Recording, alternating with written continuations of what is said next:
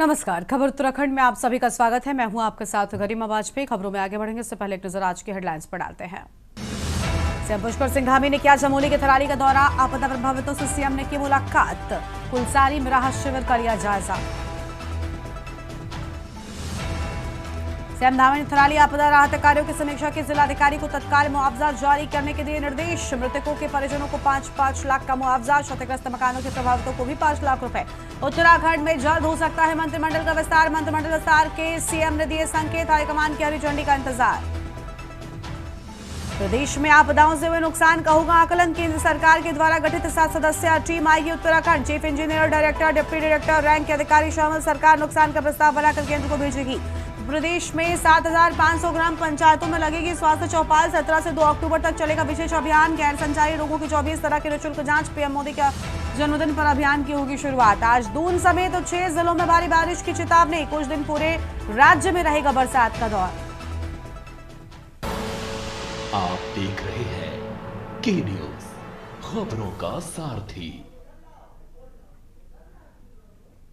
रुक कर लेते हैं खबरों की ओर। उत्तराखंड के मुख्यमंत्री पुष्कर सिंह धामी चमोली जिले के थराली क्षेत्र के कुलसारी हेलीपैड पहुंचे, जहां उन्होंने हाल ही में आई आपदा से प्रभावित लोगों से मुलाकात की। बादल फटने की घटना के बाद हुए भारी नुकसान को देखते हुए मुख्यमंत्री ने राहत और बचाव कार्यों का स्थलीय निरीक्षण किया। प्रशासन को तेजी से मदद पहुंचाने के निर्देश भी दिए हैं।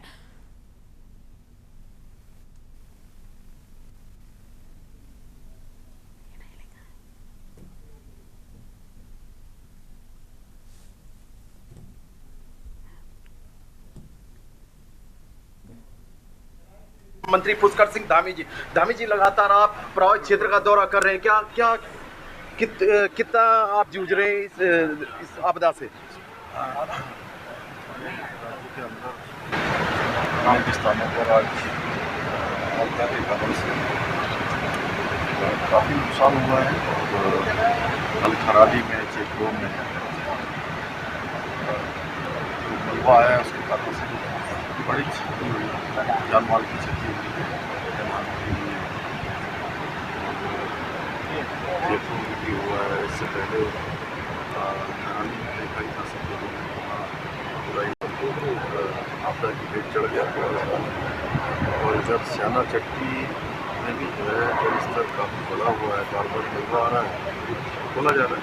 हमारा सभी प्रशासन के लोग, सभी लोग, सेना के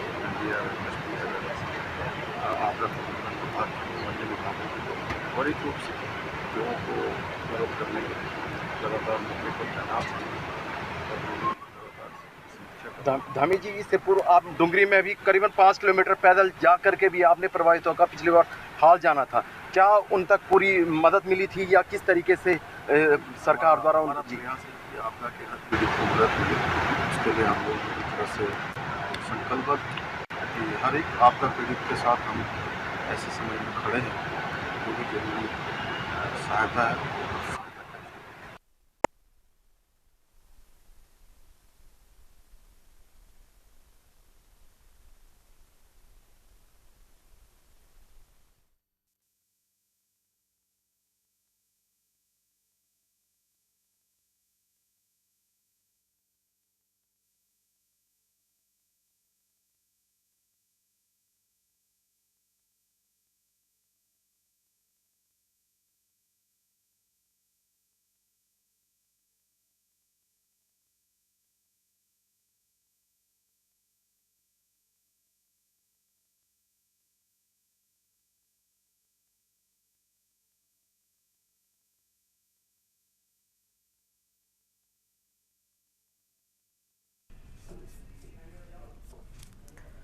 और इस बीच बड़ी जानकारी सामने आ रही। सबसे पहले उसका रुख करेंगे नोएडा से। बड़ी खबर आपको बता दें, ग्रेटर नोएडा में निक्की मर्डर मामले में बड़ी जानकारी सामने आई है। इस वक्त की अहम खबर आपको हम बता दें, आरोपी पति का नोएडा पुलिस ने किया एनकाउंटर। इस वक्त की अहम जानकारी आपको हम बता रहे हैं, आरोपी का पुलिस ने एनकाउंटर किया है। एनकाउंटर में आरोपी पति विपिन को गोली लगी है। बड़ी जानकारी आपको बता दें, पुलिस कस्टडी में विपिन ने भागने की कोशिश की थी, जिसके बाद एनकाउंटर किया गया। बड़ी जानकारी आपको हम बता रहे हैं, एनकाउंटर में आरोपी पति विपिन को गोली लगी है। इस वक्त की बड़ी जानकारी आपको हम बता रहे हैं, पुलिस कस्टडी से विपिन ने भागने की कोशिश की और जिसके बाद पुलिस ने एनकाउंटर किया। अहम जानकारी आपको हम बता रहे हैं, पुलिस ने पीछा किया लेकिन विपिन रुका नहीं, जिसके बाद पुलिस की ओर से एनकाउंटर किए जाने की बात सामने आई है। बड़ी जानकारी आपको हम बता रहे हैं। पुलिस ने गोली चलाने पर विपिन के ऊपर गोली चलाई।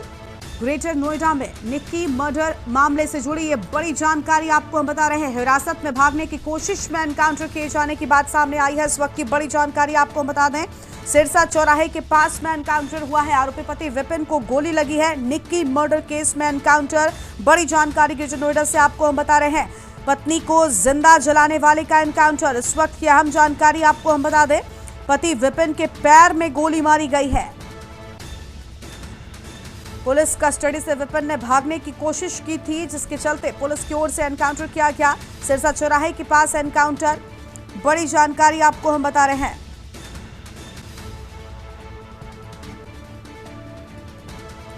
पत्नी को जिंदा जलाने वाले का एनकाउंटर, बड़ी खबर आपको हम बता दें। ग्रेटर नोएडा में निक्की मर्डर मामला, और इसी खबर पर बातचीत के लिए हमारे साथ हमारे संवाददाता अशोक द्विवेदी जुड़ चुके हैं। अशोक, पति का नोएडा पुलिस ने एनकाउंटर किया, पैर में गोली लगने की बात है, पूरी जानकारी क्या है आपके पास में?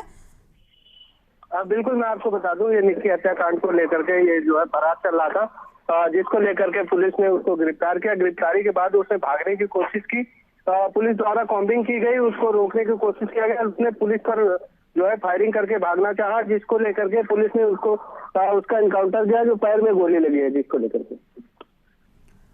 बिल्कुल, परिजनों ने पूरे मामले पर क्या कुछ कहा है? क्या परिजनों की ओर से कुछ कहा गया? लगातार न्याय की मांग की जा रही थी और सख्त से सख्त सजा की बात की जा रही थी। बिल्कुल, मैं आपको बता दूं, कल रात को जो है थाने का घेराव किया गया था निक्की मर्डर मामले में, जिसको लेकर के परिजन और कुछ स्थानीय लोग हैं जो काफी टाइम से धरना दे रहे थे और जो है पुलिस से कार्रवाई करने की मांग कर रहे थे। वही पुलिस ने जब कार्रवाई की, कार्रवाई के टाइम जब पुलिस उसको दबिश देने गई, चारों तरफ से जब घेराव किया तो वो भागने कोशिश करने लगा, जिसको लेकर के पुलिस द्वारा जो है अपनी आत्मरक्षा में जवाबी कार्रवाई में उसके पैर में गोली लगी है। फिलहाल उसको हॉस्पिटल में भर्ती कराया है और आगे की जांच पुलिस कर रही है, उसमें आगे की कार्रवाई कर रहे हैं। बिल्कुल, बहुत शुक्रिया अशोक आपका हमारे साथ जुड़ने के लिए और अहम जानकारी के लिए। बड़ी खबर आपको बता रहे हैं, आरोपी पति का नोएडा पुलिस ने एनकाउंटर किया है। पैर में गोली लगने की बात सामने आई है। पुलिस ने पीछा किया लेकिन विपिन नहीं रुका, जिसके बाद पुलिस ने एनकाउंटर में गोली चलाई। बड़ी जानकारी आपको बता दें, पैर में गोली लगने की बात सामने आई है।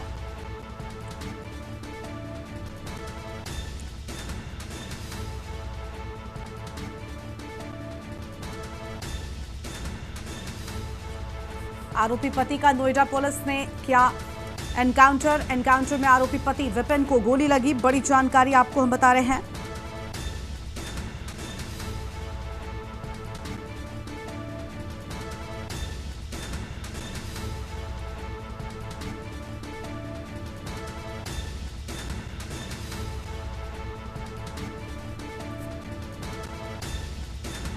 बड़ी जानकारी आपको हम बता दें, पुलिस ने पीछा किया लेकिन विपिन रुका नहीं, जिसके चलते एनकाउंटर किए जाने की बात सामने आई है। पैर में गोली लगी है। बड़ी खबर आपको हम बता रहे हैं, पुलिस ने गोली चलाने पर विपिन के पैर में गोली लगी। पुलिस ने एनकाउंटर किया। ग्रेटर नोएडा में निक्की मर्डर मामले से जुड़ी ये पूरी जानकारी आपको हम बता रहे हैं।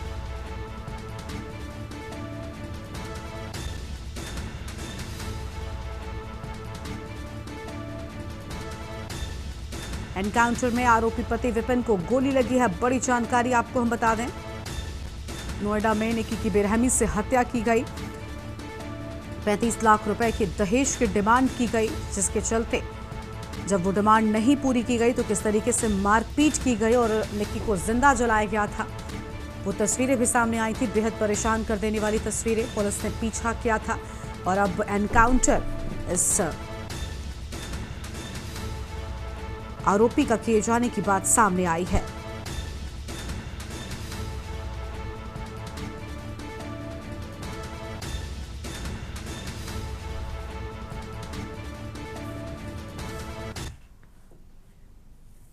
आगे बढ़ते हैं खबरों की ओर। प्रदेश में आपदाओं से हुए नुकसान का होगा आकलन।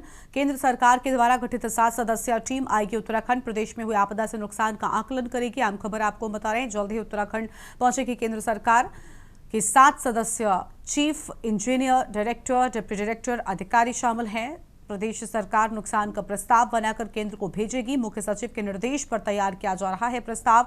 अहम जानकारी आपको बता रहे हैं और आपदा प्रबंधन विभाग प्रस्ताव तैयार कर रहा है। देहरादून से खबर, प्रदेश में आपदाओं से हुए नुकसान का होगा आकलन। अहम जानकारी आपको हम बता रहे हैं।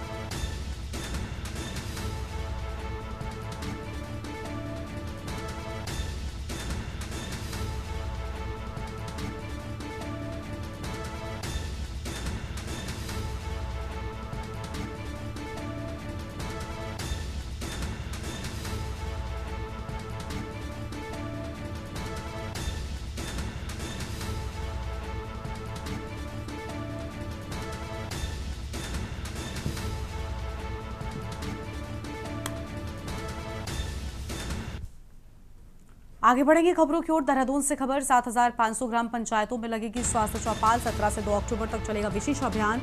गैर संचारी रोगों की 24 तरह की निःशुल्क जांच होगी। पीएम मोदी के जन्मदिन पर अभियान की होगी शुरुआत। 2 अक्टूबर गांधी जयंती तक चलेगी स्वास्थ्य चौपाल। बड़ी जानकारी आपको हम बता रहे हैं, अहम खबर सामने आई है।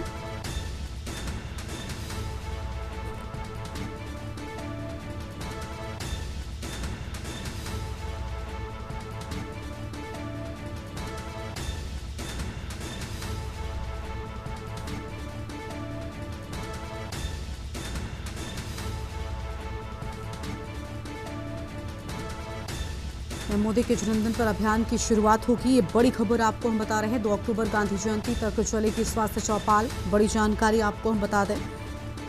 देहरादून से खबर। 7,500 ग्राम पंचायतों में लगेगी स्वास्थ्य चौपाल। अहम खबर आपको हम बता रहे हैं। 17 से 2 अक्टूबर तक चलेगा विशेष अभियान।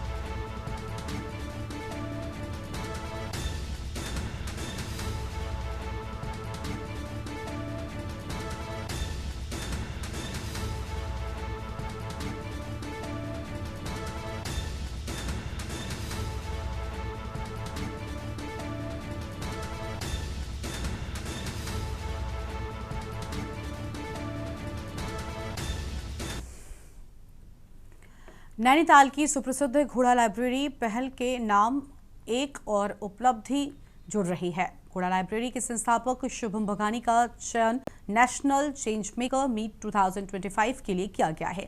नेशनल चेंज मेकर मीट 2025 का आयोजन गुजरात के पालनपुर में 4 सितंबर से 7 सितंबर 2025 तक किया जाएगा। शुभम बघानी का चयन शिक्षा के क्षेत्र में उत्कृष्ट कार्य करने पर हुआ है। 3 चरणों की चयन प्रक्रिया एवं साक्षात्कार के पश्चात शुभम बघानी का अंतिम चयन किया गया। इस आयोजन के लिए देश भर से कुछ चुनिंदा लोगों का चयन किया गया है।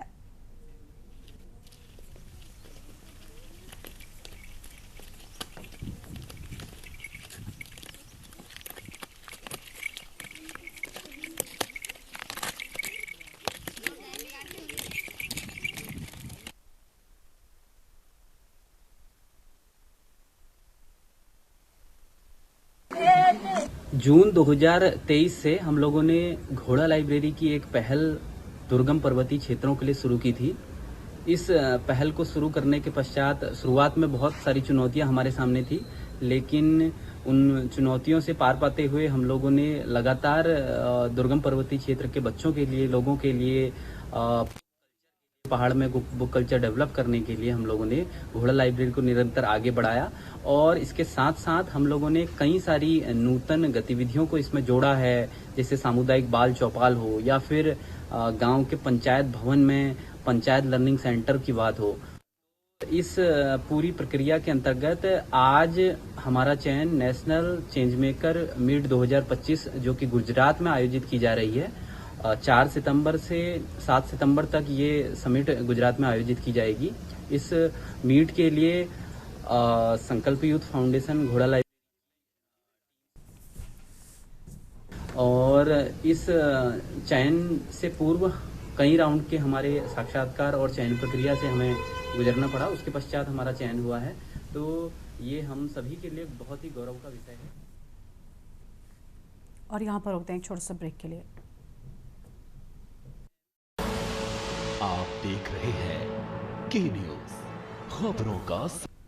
ब्रेक के बाद आप सभी का स्वागत है। नैनीताल की प्रसिद्ध नैनी झील इन दिनों एक अनोखे दृश्य का गवाह बन रही है। बरसात के मौसम में झील का जलस्तर बढ़ने के बाद पहली बार यहां कछुए दिखाई दिए हैं, जो किनारे के पेड़ों की टहनियों पर बैठे दिखाई देते हैं। ये दृश्य न केवल पर्यटकों के लिए आकर्षण का केंद्र है, बल्कि स्थानीय लोग भी हैरान हैं, क्योंकि उन्होंने सालों से यहाँ ऐसा नजारा नहीं देखा। तो वहीं पर्यटकों का कहना है कि वो कई बार नैनीताल घूमने आए हैं, लेकिन झील में कछुए पहली बार देखे हैं। स्थानीय निवासी भी इस दृश्य को असामान्य मानते हुए इसे प्रकृति का नया संकेत बता रहे हैं।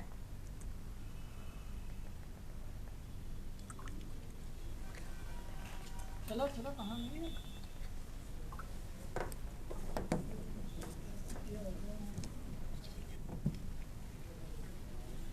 जी, नैनीताल की झील में ये विलुप्तप्राय प्रजाति के जो कछुए दिख रहे हैं, ये दिखने के बाद वैसे तो बहुत खुशी हो रही है, लेकिन एक कंसर्न ये है कि क्या ये यहाँ सरवाइव कर पाएंगे, क्योंकि कछुए अमूमन नदियों में और गर्म जगहों में देखे जाते हैं। तो अगर नैनीताल की लेक में कछुए सरवाइव करेंगे, जैसे कि संख्या इनकी लगातार बढ़ते जा रही है, काफ़ी छोटे छोटे बच्चे जैसे भी देखे गए, अब ये बच्चे ही किसी एक्वेरियम से यहाँ छोड़े गए हैं झील में, या फिर ये कछुओं ने बच्चे दिए हैं, ये चीज़ जानने की सभी ज़रूरत है। पहली बार हमने आए तो हम काफ़ी बार है, लेकिन पहली बार हमने यहाँ वो कछुआ देखा है। छोटा सा भी देखा है, एक बड़ा सा भी देखा है, और काफ़ी अच्छा लग रहा है यहाँ। देखते हैं अभी और आगे क्या है। नैनीताल लेक में कछुआ ये पहली बार रिपोर्ट कर रहा है, और यहाँ की इकोलॉजी के अकॉर्डिंग यहाँ पे सरवाइव नहीं करेगा। विंटर सीजन में ये अपना आप ही स्वतः एक्सटिंक्ट मर जाएंगे या सरफेस पर आ जाएंगे, और ये किसी ने जानबूझ के डाल रखा है, क्योंकि नैनीताल का टेरेस्ट्रियल बिहेवियर में टॉर्टोइज का यहाँ पाया जाना असंभव है। अगली खबर है पौड़ी से, जहां पर विधायक राजकुमार पौड़ी ने मृतक युवक जितेंद्र कुमार के गांव तलसारी पहुंचकर पीड़ित परिजनों से मुलाकात की। विधायक ने संवेदना जताते हुए शोकाकुल परिवार को ढांढस बंधाया और हर संभव मदद का भरोसा दिलाया है। परिजनों को आश्वस्त किया कि पूरे प्रकरण की निष्पक्ष जांच कराई जाएगी, जिससे अपराधी को कठोर से कठोर सजा दिलाई जा सके।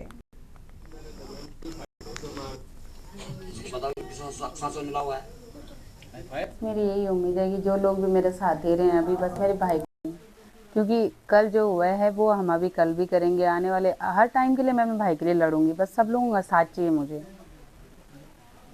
सर यही है कि मेरी माँ की हालत तो खैर ऐसी नहीं है, पर फिर भी वो आई, मतलब वो कमर सीधी नहीं कर पा रही है अपनी, फिर भी वो आ गया और उसने ये हाथ जोड़ के बोला है कि मेरे बेटे के साथ जो कुछ हुआ है उसे न्याय मिले।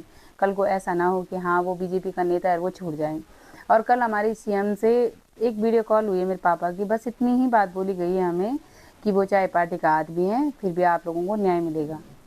कि आज ये एक नई घटना नहीं है इस प्रदेश के लिए। इससे पहले भी अंकिता भंडारी जैसा एक बड़ा मामला, एक जो पहाड़ की उत्तराखंड की लड़की के साथ इन लोगों ने जो इनके राज्य मंत्री और उसके बेटे ने जिस तरीके से एक बड़ी घटना को अंजाम दिया, आज ठीक उसी तरीके से दोबारा ये इस तरीके से दोहराया गया, किसी को आत्महत्या करने के लिए उकसाना, और वो भी उस व्यक्ति का जिस व्यक्ति का बड़े बड़े अमित शाह और आपके विजय वर्गीय और सीएम सब लोगों से संबंध है।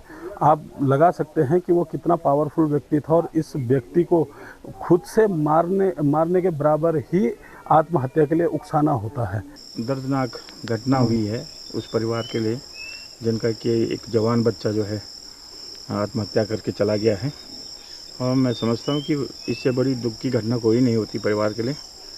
और इस अवसर पर मैं उनके घर में आया था, उनके परिजनों से मिला, बातचीत की, तो उनका एक ही कहना था कि हमारा जो कमाऊ बेटा जो चला गया है, और इसमें जो है वो किसी व्यक्ति का नाम ले रहे हैं अपना चमोली करके, तो उसका नाम लेते हुए कह रहे हैं कि उसकी वजह से वो जो है उसने जो ये घटनाक्रम किया है। अगली खबर लक्सर से है, जहां पहाड़ों पर लगातार हो रही बारिश से सुलानी नदी उफान पर है। लक्सर और खानपुर क्षेत्रों में सुलानी नदी की बाढ़ ने काफी तबाही मचाई है। बाढ़ के पानी से दर्जन भर गांवों के रास्ते जलमग्न हो गए हैं। हजारों हेक्टेयर गन्ने, धान और चारे की फसलें डूब गई हैं। खानपुर के सिकंदरपुर, अवधीपुर सहित कई गांवों का तहसील मुख्यालय से संपर्क भी कट गया है। बाढ़ से फसलों को भी बड़ा नुकसान हो रहा है, खासतौर पर गन्ने की फसल को सबसे ज्यादा नुकसान हुआ है। अवधीपुर में पानी है सर, यहाँ पे पानी है, तो यहाँ ज्यादा पानी था इसलिए गाड़ी भी तैर गई थी। भी ये भाई 2-4 आदमी थे, इन्होंने निकाल ली हमारी गाड़ी, हम कहीं बाहर जा रहे हैं। सिकंदरपुर तक पानी भरा है आज सारे में। पानी इतना आ रहा, बाजी जंगा इतना आ रहा, बाजी जंगा इतना आ रहा है। यहाँ ब्राह्मण वाला परेशानी पानी में परेशानी हो, यहाँ सब मुसीबत में है। लोग बाल कोई नहीं आया। इस बुलेटिन में इतना ही। तमाम बड़ी खबरों के लिए आप देखते रहिए न्यूज़ इंडिया। नमस्कार। आप देख रहे हैं के न्यूज़, खबरों का सारथी।